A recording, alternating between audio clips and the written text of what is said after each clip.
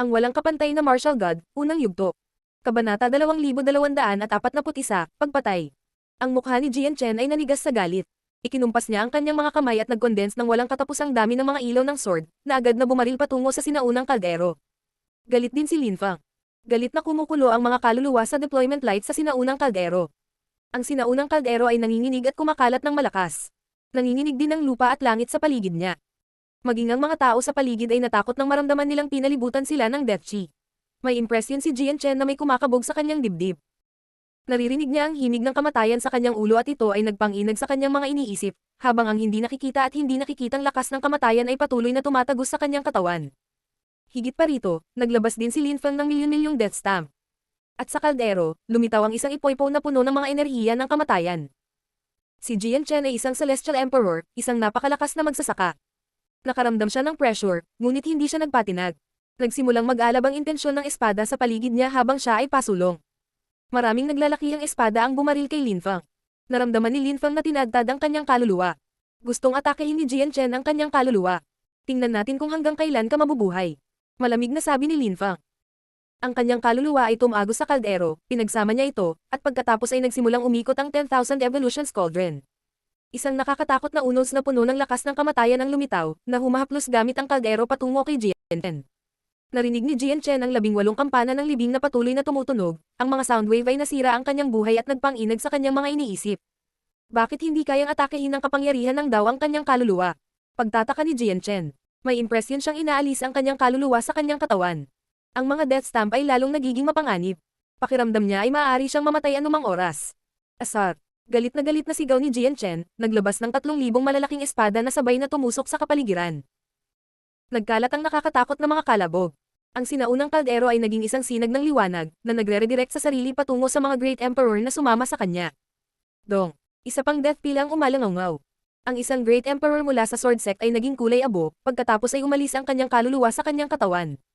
Nawalan siya ng kontrol, at hinihigop ng sinaunang kaldero ang kaluluwa. Ang kanyang katawan ay naging kulay abo, ngayon ay isang bangkay na lamang. At pagkatapos ay hinigop din ng kaldero ang bangkay. Ang mga kakilakilabot na hiyawan ay nagsimulang kumalat ng tuloy-tuloy. Ang kaldero ay sumisipsip ng mga katawan at kaluluwa. Ang kaluluwa ni Lin Fang ay nasa 10,000 Evolutions Cauldron, ang cauldron ay naging katawan niya. Inatake niya ang isa pang malakas na cultivator ng Sword Sect.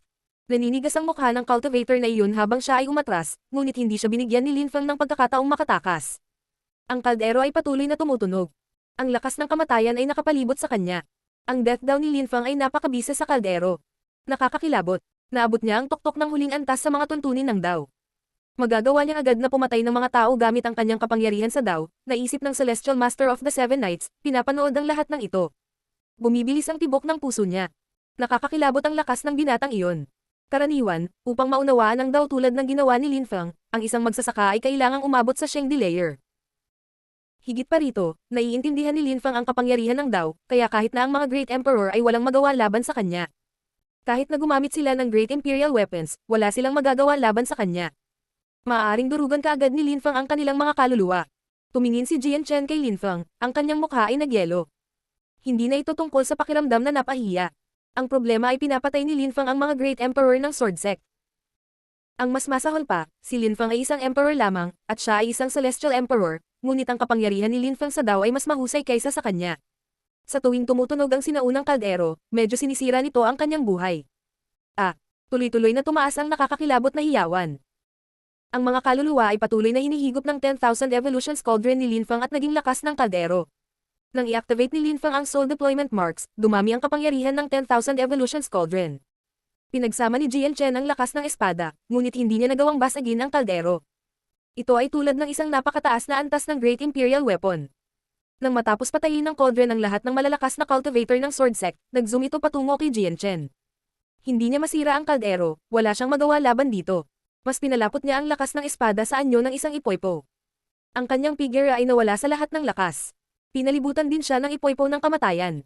Napuno ng nakasisilaw na mga ilaw ng espada ang hangin. Si Jian Chen ay naging isang espada. Tinusok niya ang kaldero.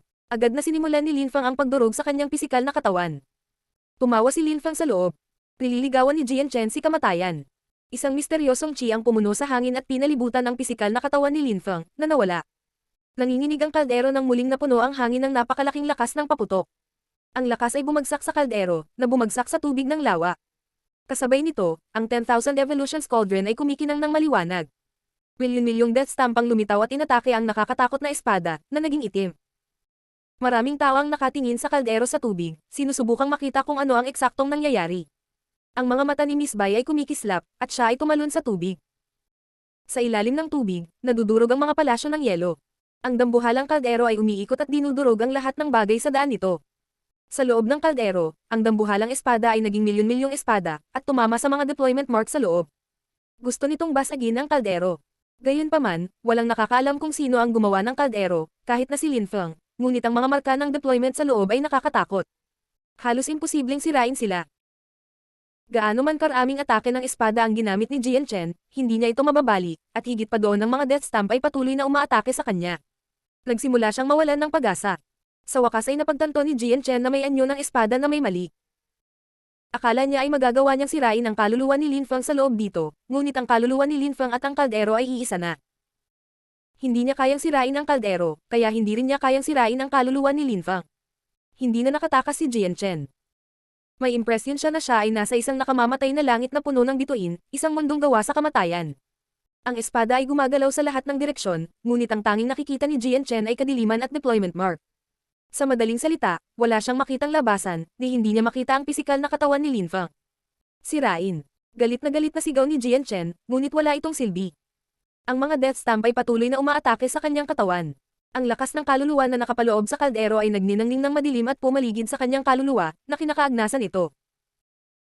Nay na si Lin Feng dahil kahit na may ganitong mga pag-atake, napakahirap na pumatay ng isang Celestial Emperor.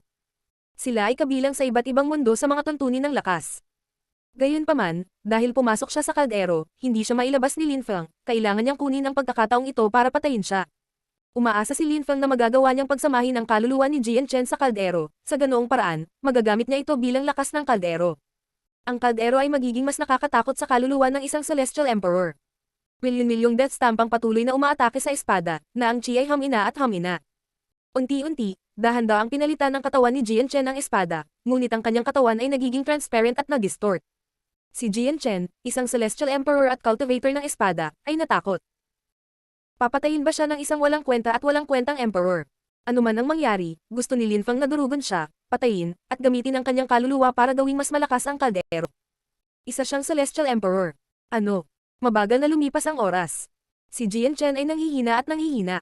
Nang makita niya ang mga death stamp na paulit-ulit na umaatake sa kanya, bigla siyang nakaramdam ng desperado, kawalan ng pag-asa, at miserable. Bamantong hininga siya at sinabi, "Hindi ko akalain na papatayin ako ng isang maliit na emperor ngayon. Kung mananatili ang iyong kaluluwa sa kaldero, kung tutulungan mo akong maging malakas sa hinaharap, marahil pagkatapos, hindi ka na malulungkot."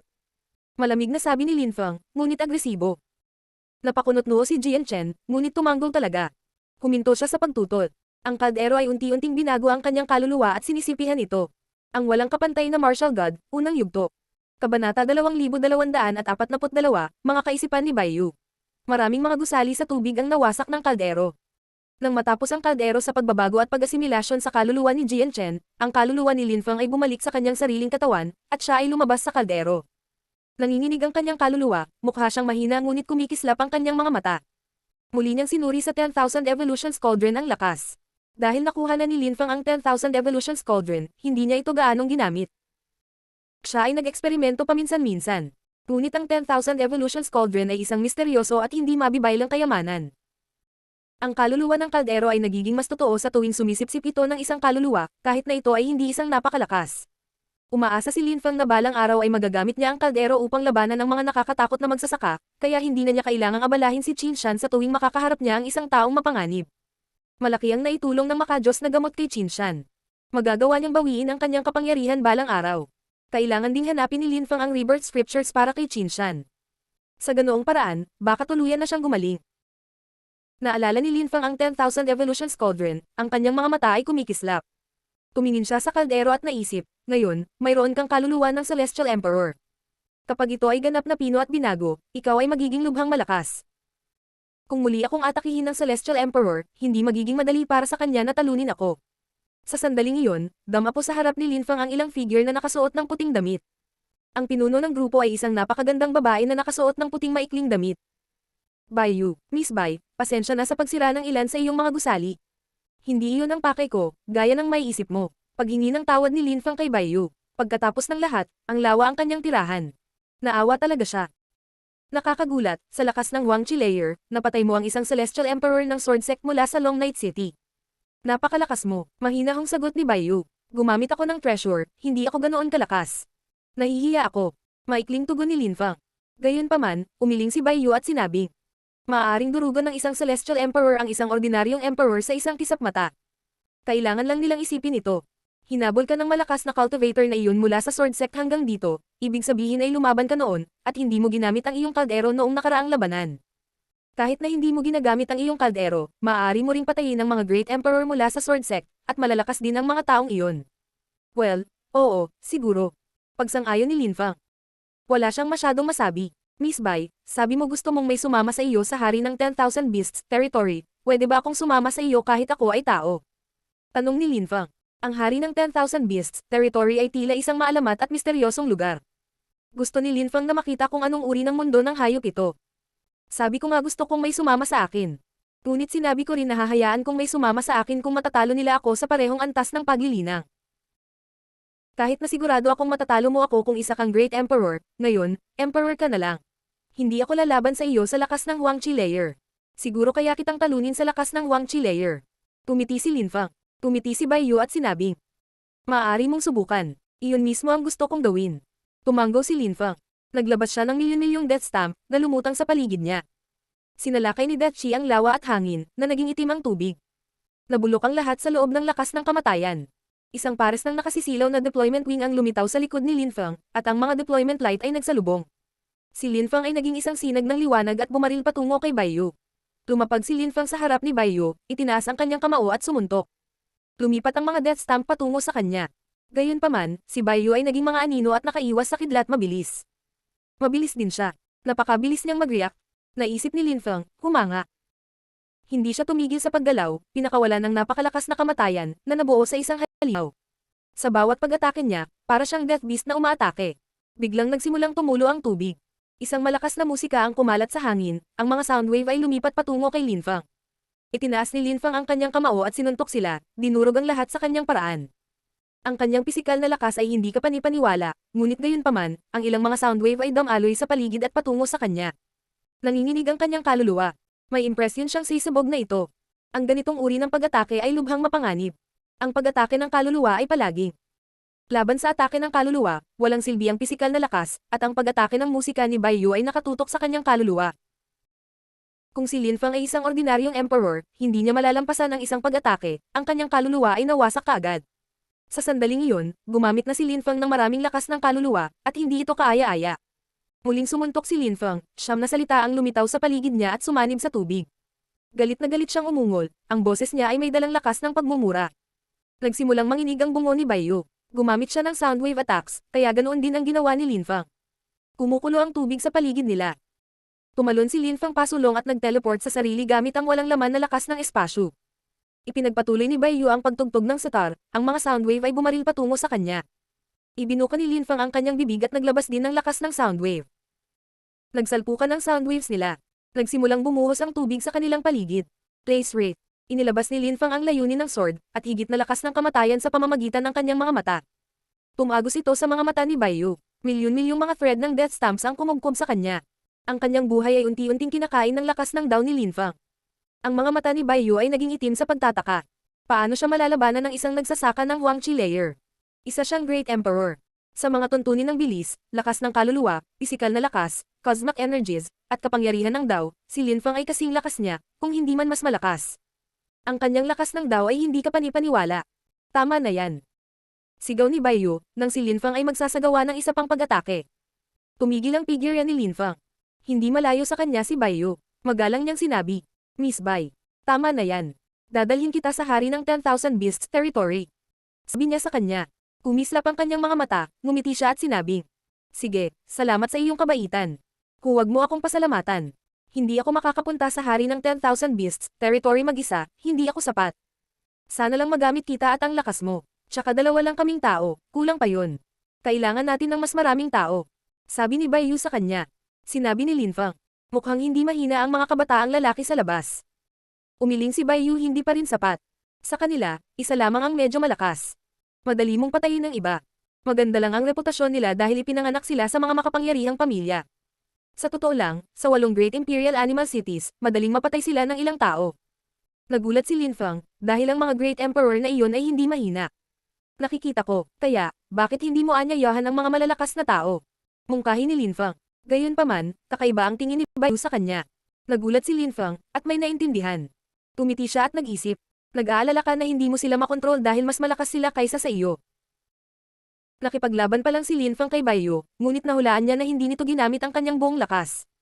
Nais niyang makahanap ng isang taong malakas, ngunit nag-aalala rin siya na ang taong iyon ay masyadong malakas. Nais niyang panatilihing kontrolado ang sitwasyon. Malakas si Lin Feng, ngunit naisip ni Bai Yu na makokontrol siya. Ayaw niyang lumaban sa mga taong mas malakas sa kanya. Gusto niyang kalabanan ang mga taong mas mahina kaysa sa kanya. Tara na, sabi ni Bai Yu, nang hindi sumagot sa tanong ni Lin Feng. Tumanggo si Lin Feng. Paglabas nila sa tubig, napansin ng karamihan na nawala ang Celestial Emperor. Kumunot ang noo nila, lalo na ang Celestial Master of the Seven Knights at ang iba pa. Nasaan si Jian Chen? Pinatay ba siya ni Lin Feng? Lumabas si Miss Bai, ibig sabihin hindi siya galit na sinira niya ang ilang mga gusali niya. Pagtataka ng maraming tao sa labas. Walang nang ahas na pumunta sa lawa, ang mga nang ahas na pumasok sa loob noon ay pinatay ni Bai Yu. Ang walang kapantay na martial god, unang yugto. Kabanata 2243, listahan ng pangalan. Dahan-daang bumangon si Bai Yu sa hangin at dumaong sa tuktok ng isang bundok. Laming-galinga siya sa paligid at dahan-daang sinabing, nakapagdesisyon na ako. Bukod sa akin, pipili ako ng 6 pang tao na dadalhin sa hari ng 10,000 Beasts Territory. Nang sabihin niyon ni Bai Yu, kumunot ang noo ng mga kabataan. Tumiti ang isa sa kanila at sinabi, kaya ibig mong sabihin papayagan mo kaming sumama sa iyo. Dahan-daang lumingon si Bai Yu at tumingin kay Lin Feng, nagsasabing, isa siya sa kanila. Tungkol sa 5 iba pa, nakapagdesisyon na ako. Kung sa tingin mo ay matatalo mo sila, pwede kang sumama sa akin. Ang mga tao ay malamig na tumingin kay Lin Feng. Isang emperor ang pinili ni Bai Yu. Si Bai Yu ay sikat sa Great Imperial City, hindi niya magawa ang mga bagay ng walang ingat at nakakagulat, pinili niya si Lin Feng. Nangangahulugan ito na kinilala niya ang kanyang lakas, na siya ay nakipaglaban sa kanya. Ngunit ang mga kabataang iyon ay sikat sa 8 Great Imperial Cities.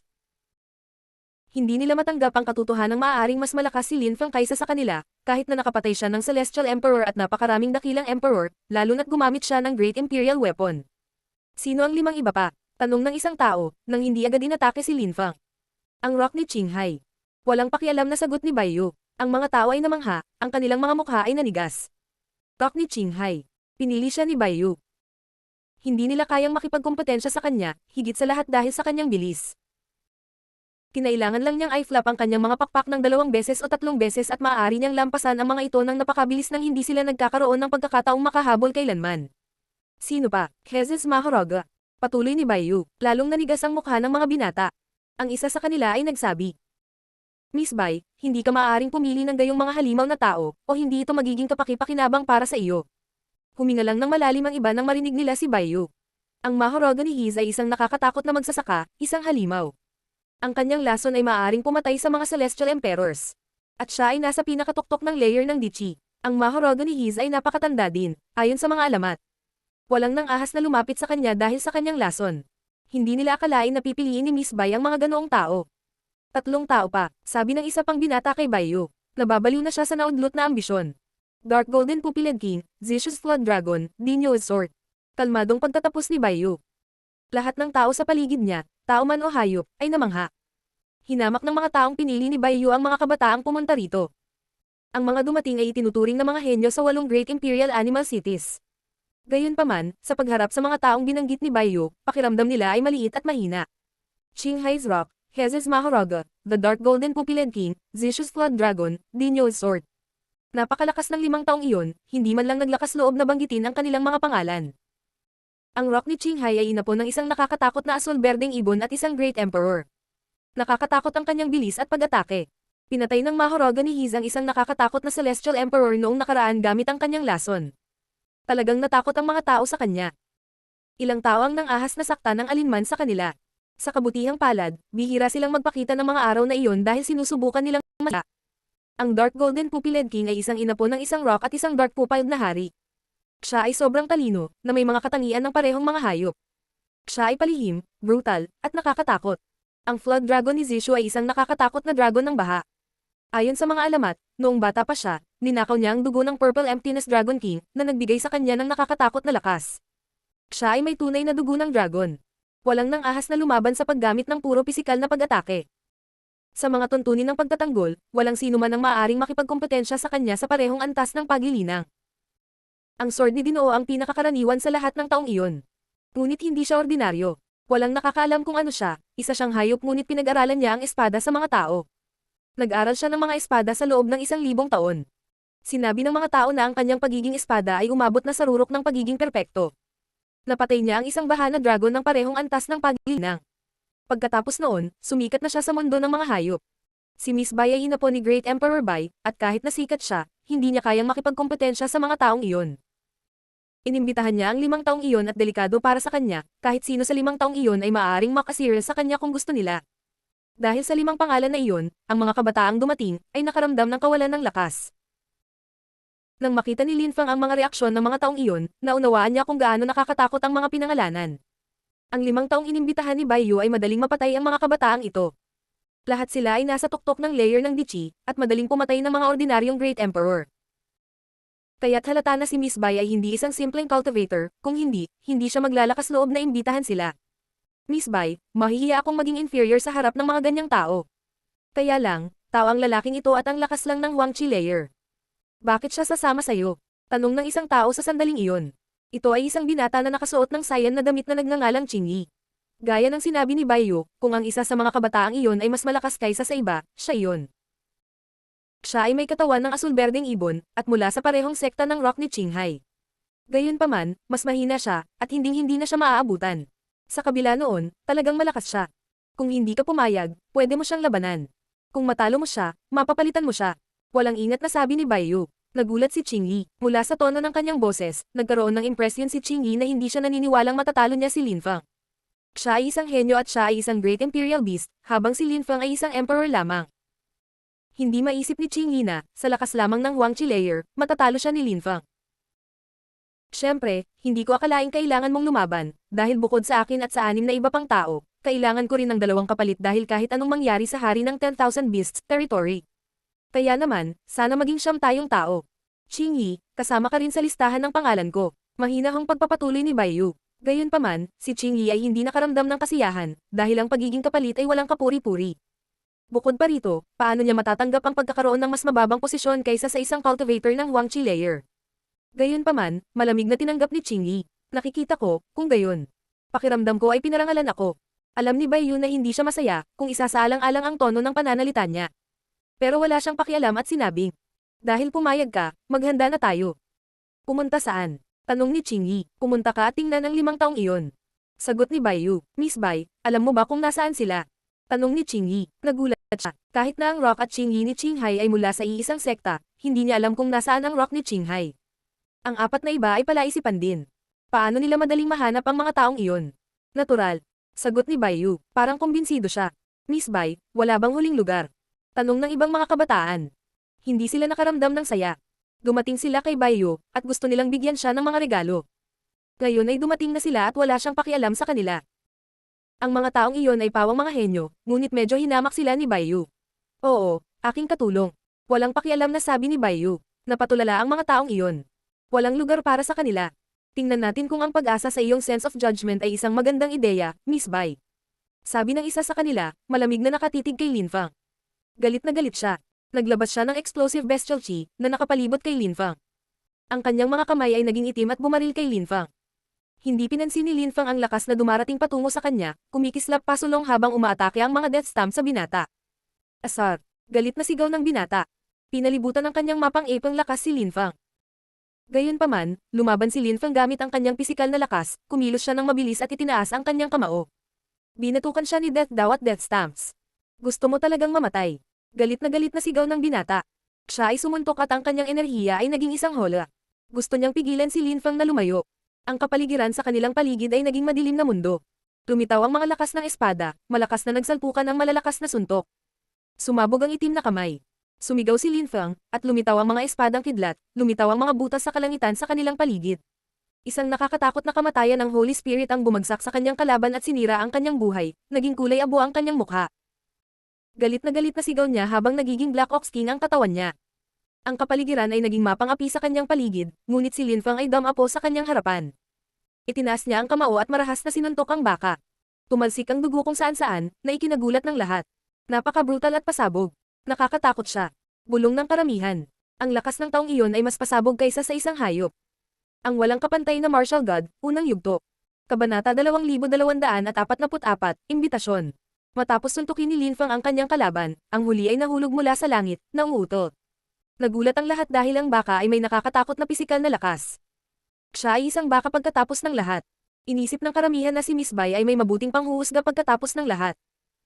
Talagang kahanga-hanga si Lin Fang. Hindi niya kailangang gamitin ang kanyang kaldero para maging napakalakas sa pisikal, at madaling talunin ng isang Great Imperial Beast na itinuturing na isang henyo. Ang mga tao ay namangha. May sasabihin ka ba? Walang pakialam na tanong ni Bai Yu sa baka. Inaasahan na niya ang resulta ng labanan kanina. Sumimangot ang dambuhalang baka at namamaos na sinabi. Dahil si Miss Bai ay maaaring pumunta sa hari ng 10,000 Beasts teritoryo, maaari din akong pumunta. Hindi ko kailangang sumama sa iyo, Miss Bai. Sigurado akong magkikita pa tayo. Pagkatapos noon, muli siyang naging tao at umalis, nahihiya at napahiya. Umalis na rin ang ibang mga kabataan. Si Bai Yu at Qingyi lang ang naiwan. Tinanong ni Qingyi si Bai Yu. Miss Bai, naghahanda na ba tayo ngayon? Oo, tumanggo si Bai Yu. Sino ang una nating hahanapin? Ang rock ni Qinghai. Kahit hindi mo alam kung nasaan siya, alam ko. Sa iyong pugad, kasama si Prinsesa Qinghai. Pantay na sagot ni Bai Yu. Nagulat si Qingyi, at hinatak ang mahabang mukha. Kasama ni Prinsesa Qinghai ang rock ni Qinghai. Nagustuhan ni Qingyi si Prinsesa Qinghai, hindi ito lihim. Alam ng maraming tao iyon. Ngunit si Prinsesa Qinghai ay hindi interesado sa kanya, at ngayon ay kasama niya ang rock ni Qinghai. Paano siya magiging masaya tungkol doon? Kayong iba, manatili dito at protektahan ang lawa. Sabi ni Bai Yu sa ibang mga taong naiwan. Kumurap-kurap ang kanyang figure habang paalis. Isang babae lang na inimbitahan ni Bai Yu ang sumama sa kanila, ang kasambahay na kausap niya. Siya ay isang kahalili tulad ni Qingyi. Siyempre, kung sakaling kailanganin siya ni Bai Yu, makakatulong din siya. Sumunod sina Lin Fang at Qingyi. Gayunpaman, walang kamali-mali na sumulyap si Qingyi kay Lin Fang. Siya ay isang kapalit, at kung siya ay may pagkakataon, magagawa niyang palitan ng tao. Nakita niya kung gaano kalakas si Lin Fang kanina.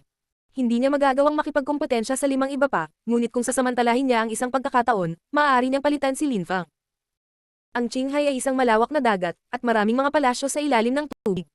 Sa isa sa mga palasyo, 2 tao ang magkayakap. Nakaupo sa trono ang binata, matalim ang tingin at nakasuot ng cyan robe. Sa tuwing gumagalaw siya, isang misteryosong chi ang lumitaw sa kanyang paligid. Siya ay mukhang isang mahusay na iskolar na iginagalang para sa pag-aaral at integridad, siya ay kahawig ng kalikasan mismo. Nasa kandanggan niya ang isang babae. Kahit na siya ay mukhang napakalakas, siya ay mukhang isang masunurin at magiliw na batang babae. Kailan ka magpo-propose ng marriage alliance sa tatay ko? Tanong ng magandang babae sa pagkakataong iyon. Nakatingin sa malayo ang binata. Pambihira ang itsura niya. Sabi niya, maghintay hanggang makapasok ako sa layer ng TND. Tapos, magpo-propose agad ako ng marriage alliance. Sa ganoong paraan, walang sino man ang maaaring tumanggi. Sige. Pagsang-ayon ng babae. Ginagagalit lang ako ni Qingyi. Patuloy niya akong nililigawan. Hindi ako interesado sa kanya. Huwag mo siyang pansinin. Walang pakialam na sabi ng binata. Sa pagkakataong iyon, bigla niyang inangat ang kanyang ulo at may napansin siya sa dagat. Sinong nandyan? Bumukas ang tubig, naging isang sinag ng liwanag, at mabilis na bumangon sa tubig, dala ang babae. Tumawid siya sa layo na ilang libong metro sa isang kisap mata at nakakita ng ilang tao. Bai Yu, Qingyi. Sumimangot ang binata, at malamig na nagtanong.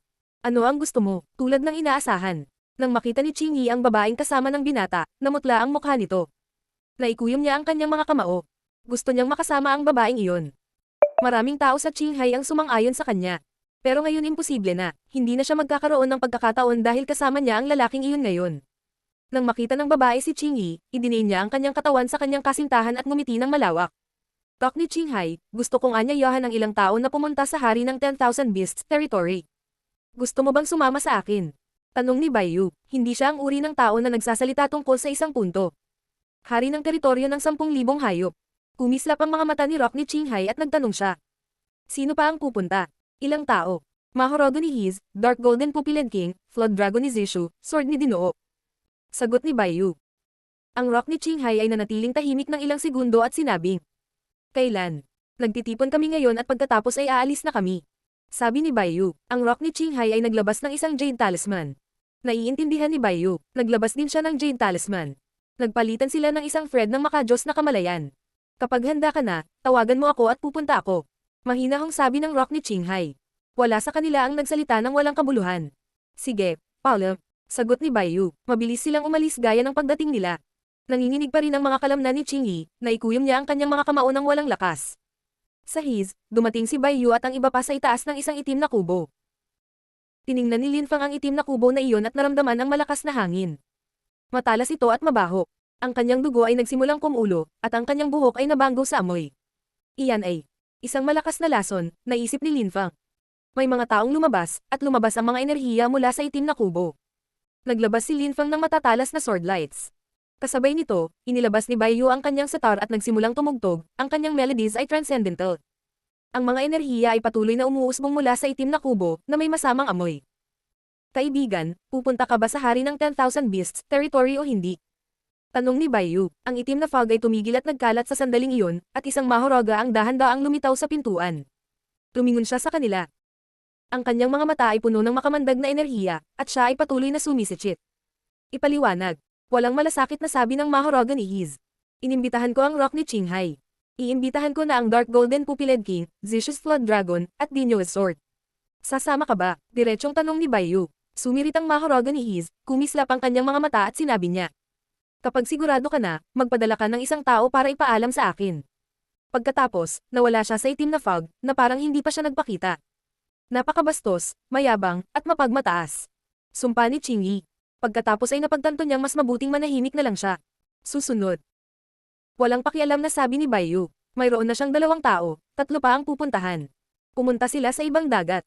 Mabilis na natagpuan ni Baiyu ang Flood Dragon ni Zishu. Siya ay isang baha na dragon na may purple antennae, mukhang tuso at mapanganib.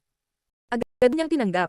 Ang Dark Golden Pupiled King ay nagsasanay sa paglilinang sa isang bulkan. Nahanap pa rin siya ni Baiyu. Inihanda niya ang lahat, at madaling mahanap ang lahat. Tinanggap din ng Dark Golden Pupiled King. Ang huli ay ang espada ni Dinoo. Tumingin si Linfang sa malayo at nakakita ng bundok. Sa unang tingin, wala siyang nakitang tao. Makalipas ang ilang oras, wala pa rin o walang tao. Sa wakas, nawalan ng pasensya si Baiyu. Bakit siya nag-aaksaya ng oras? Pupunta ka ba sa hari ng teritoryo ng 10,000 hayop o hindi? Diretsong tanong ni Baiyu. Gayunpaman, sa pagkakataong ito, walang nagbigay pansin sa kanya. Naroon ang espada ni Dinoo, nakatingin sa malayo. Nagsasanay ba siya ng cultivation? Tanong ni Linfang. Ang espada ni Dinoo ay mukhang ordinaryo, ngunit siya ay naliligo sa isang espesyal na chi. Sa unang tingin, ordinaryo ang hitsura niya, ngunit sa tuwing kumukurap si Linfang at tumingin sa kanya muli, may impresyon siyang nakatingin siya sa isang tao, o kung ano, iba. Paano pambihira? Walang ibang sinabi si Baiyu na walang kwenta. Nakatingin sa malayo si Dinyo's Sword. Gayunpaman, sa sandaling iyon, ang Dinyo's Sword ay bumaling kay Baiyu at sinabing, darating ako. Kailan? Handa na tayong lahat. Sabi ni Baiyu. Pumayag naman ang 5 tao. Walang tumanggi. Walang nagsasalita ng walang kaparakan. Ang walang kapantay na martial god, unang yugto. Kabanata 2245, Hari ng teritoryo ng 10,000 hayop. Dahil handa na ang lahat, ipinaalam ni Baiyu ang iba at kinabukasan, nagtipon sila sa labas ng teritoryo ng hari ng 10,000 beasts. Matandang makamandag na halimaw. Malamig na sabi ni Rock ni Qinghai sa Mahoroga ni Hiz.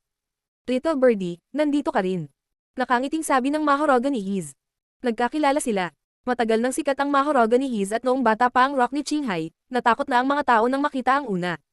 Noon, muntik na niyang patayin ang Rock ni Qinghai. Pagkatapos ay lumaki na ang huli, at tumigil na sila sa pag-aaway. Pareho silang mapanganib, ang isa ay mapanganib, ang isa ay mabilis. Dark Golden Pupiled King.